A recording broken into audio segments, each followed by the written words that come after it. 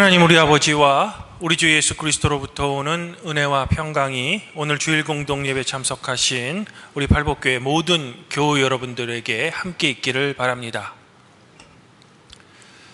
요즘 송혜교라는 여배우가 주인공으로 나오는 더 글로리라는 드라마가 사람들 간에 매우 화제입니다. 보신 분들도 여기 몇 분 계시겠지만 드라마의 주된 줄거리는 학교 폭력에 희생당한 여학생이 이제는 성인이 된 후에 자기에게 폭력을 행했던 친구들, 그리고 당시 이 학교 폭력을 부모의 권력과 돈의 힘으로 매수되어서 그냥 묵인했던 담임 선생님에게 복수하는 그런 내용입니다. 저도 유튜브를 통해 짧은 동영상 몇 편을 보았는데 드라마가 상당히 흡입력이 있더라고요. 하긴 1년 전 송중기라는 배우가 주연한 빈센조라는 드라마도 그 당시에는 매우 화제였죠. 이탈리아 마피아 출신 변호사인 이 빈센조라는 인물이 사회의 악을 법이 아닌 폭력으로 응징한다는 그런 내용의 드라마였는데 저도 매우 재미있게 시청했던 그런 기억이 있습니다. 성도 여러분, 그러면 대중들은 왜 용서가 아닌 복수극을, 또는 법에 따른 정당한 처벌이 아닌 이 폭력에 의한 악의 응징이라는 이런 주제를 다룬 드라마에 매우 열광하는 걸까? 사실 우리 사회의 전통적인 도덕적 관점에서 보면 사회의 악을 폭력 또는 복수로서 응징해서는 결코 안 되고 오히려 정당하고 올바른 법을 통해 심판해야만 이른바 우리 사회의 공정과 정의가 바로 세워진다라고 우리는 배웠습니다. 왜냐하면 폭력은 또 다른 폭력을 낳기 때문에 절대로 폭력 또는 복수로서 사회의 악을 처벌해서는 안 된다는 거죠. 사실 이런 도덕적 명제는 상식을 가진 사람이라면 거의 대부분 누구나 다 동의하는 편일 겁니다. 그러면 사회의 악을 우리가 보편적으로 가진 이 도덕적 명제와는 달리 법이 아닌 폭력 또는 복수로서 심판하는 이런 드라마에 우리 사회와 대중들은 왜 열광을 하는 걸까? 아마 제 생각에는 누구나 공평하고 또 공정해야 할 이 법의 중립성에 대한 신뢰가 이미 대중들에게 땅에 떨어진 것은 아닐까 하고 저는 조심스럽게 추측해 보는 거죠.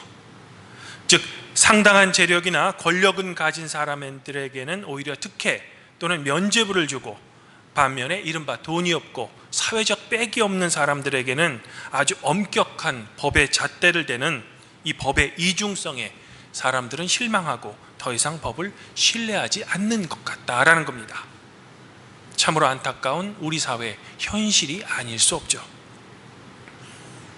하지만 이 불공정의 시대는 우리 인간의 역사에서는 언제나 있어 왔습니다. 이스라엘 역사에도 이런 시절이 있었죠. 바로 오늘 구약 말씀인 미가 선지자가 살았던 시대가 그러했습니다.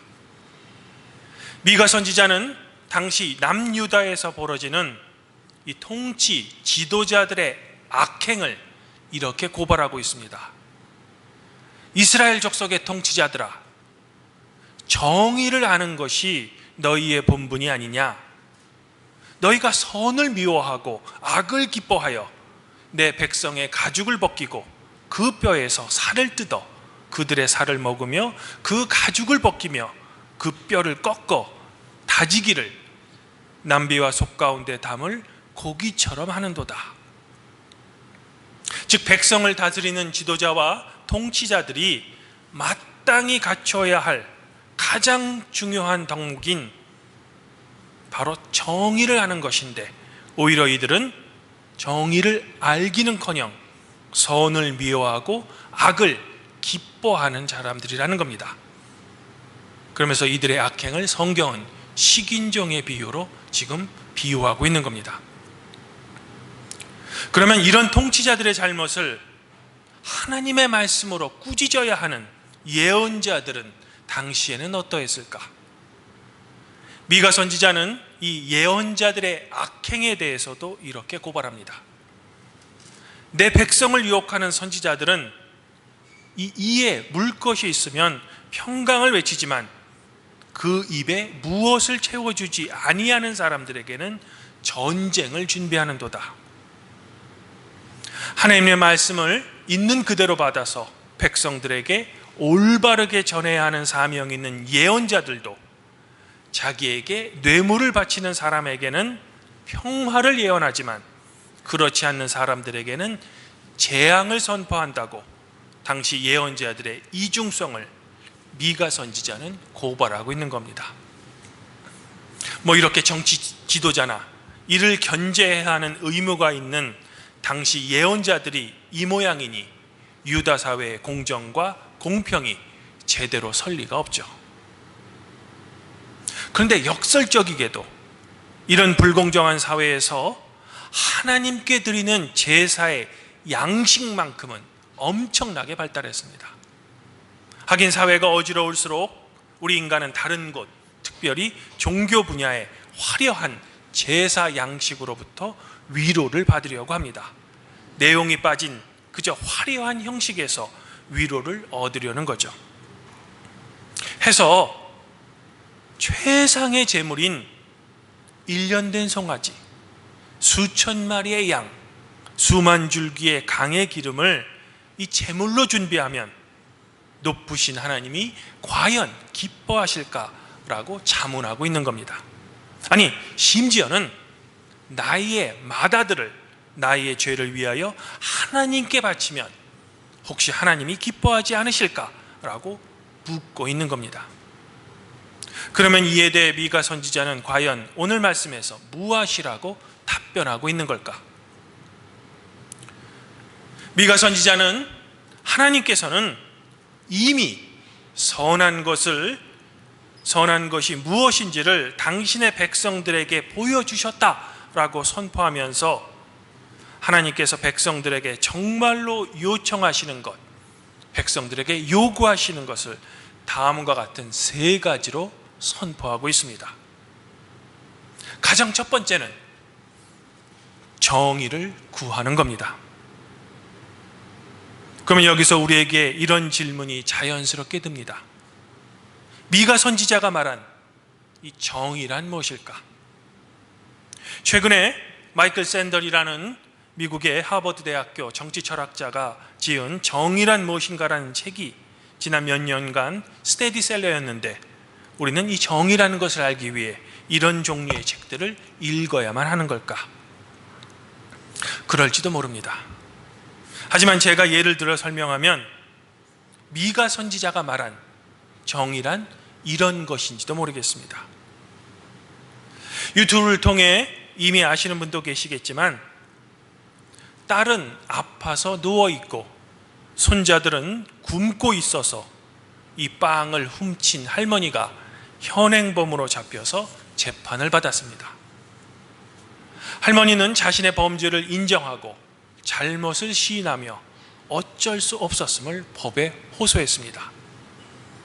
이에 대해 판사는 할머니는 분명 법을 어겼음에 벌금 $10를 내라 라는 판결을 내렸습니다. 그런데 판사의 판결은 여기서 끝이 아니었습니다. 이어서 판사는 이 할머니가 어쩔 수 없이 빵을 훔칠 수밖에 없도록 내버려둔 사회 공동의 책임이 판사인 나에게도 있다라고 이야기하면서 자기 자신에게도 벌금 $10를 매깁니다.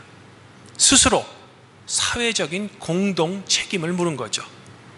물론 판사가 낸 이 $10로 할머니의 벌금을 대신 내주었습니다. 그리고 법정에서 함께 있던 배심원들에게도 사회 공동의 책임을 물어 벌금형을 내립니다. 이 판사의 판결에 공감한 배심원들도 결국 얼마만큼의 벌금을 내서 이 벌금을 모아서 손자들의 빵을 사주었다는 겁니다. 바로 고아와 과부 그리고 나그네로 대표되는 사회적 약자들에 대한 이스라엘의 사회 보장 제도인 고엘 제도를 지키는 것이 바로 이스라엘이 반드시 지켜야 할 최소한의 정의라는 겁니다.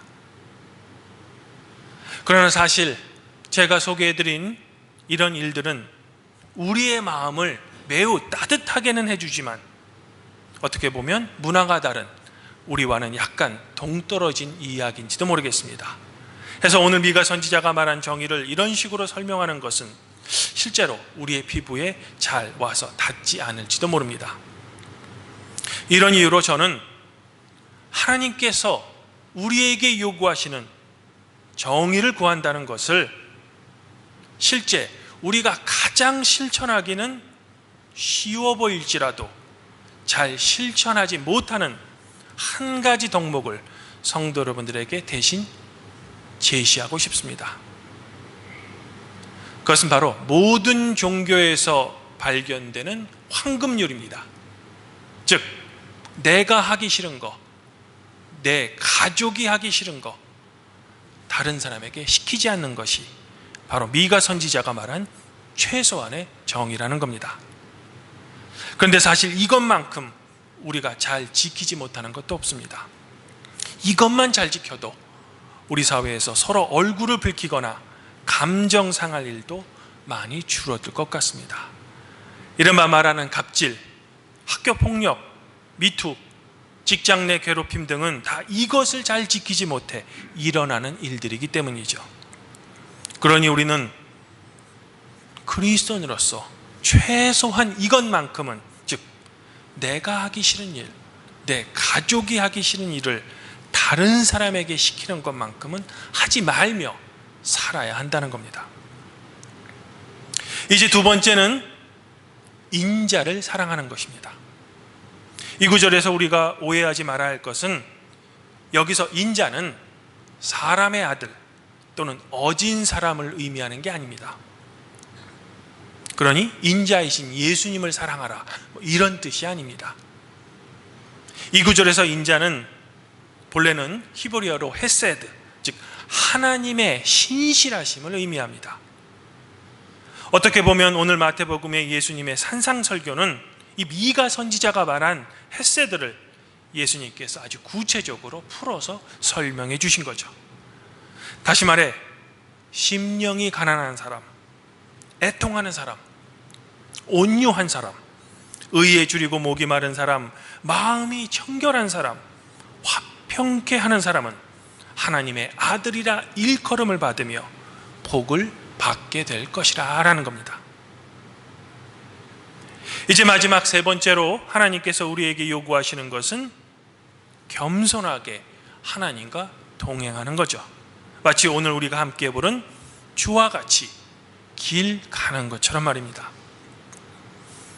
우리 인간은 언젠가는 죽을 수밖에 없는 유한한 존재입니다.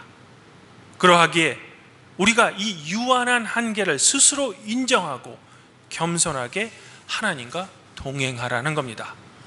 여기서 하나님과 동행한다는 것은 하나님께서 우리에게 주신 사랑의 율법, 다른 말로 하면 예수님께서 말씀하신 하나님 사랑과 이웃 사랑을 우리의 삶에 실천하며 살라는 겁니다.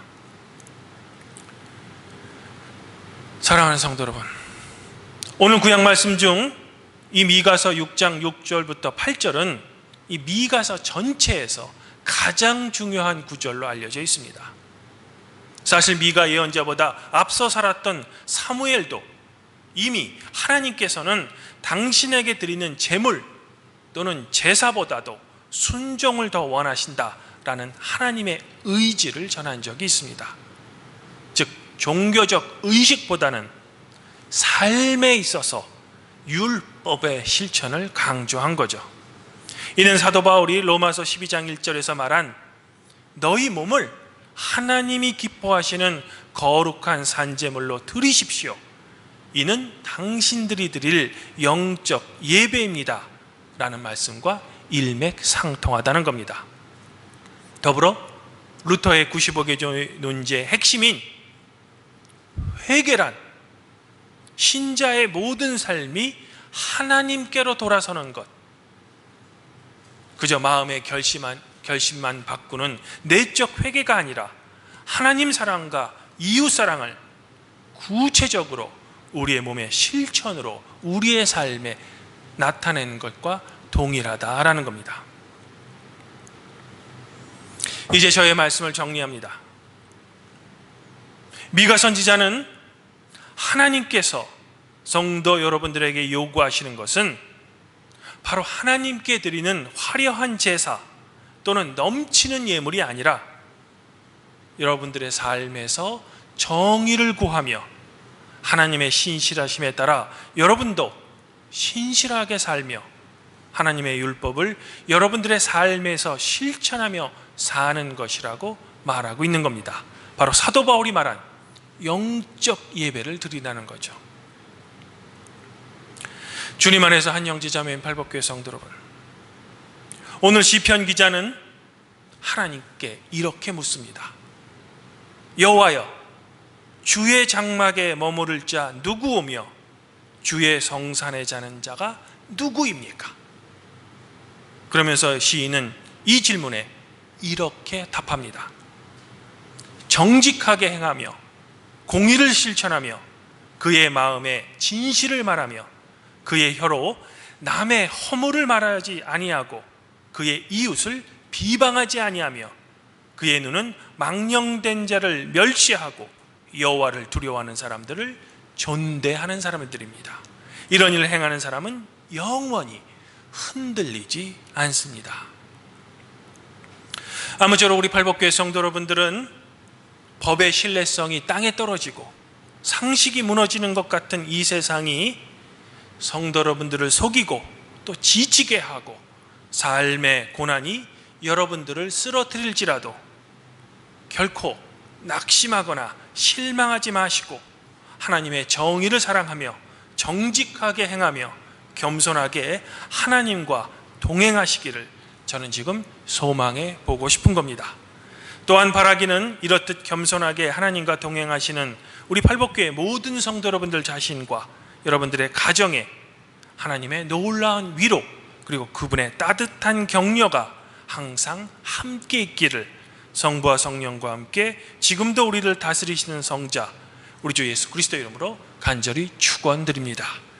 그리하면 모든 지각에 뛰어나신 하나님의 평강이 그리스도 예수 안에서 성도 여러분들의 마음과 생각을 지켜주실 것입니다.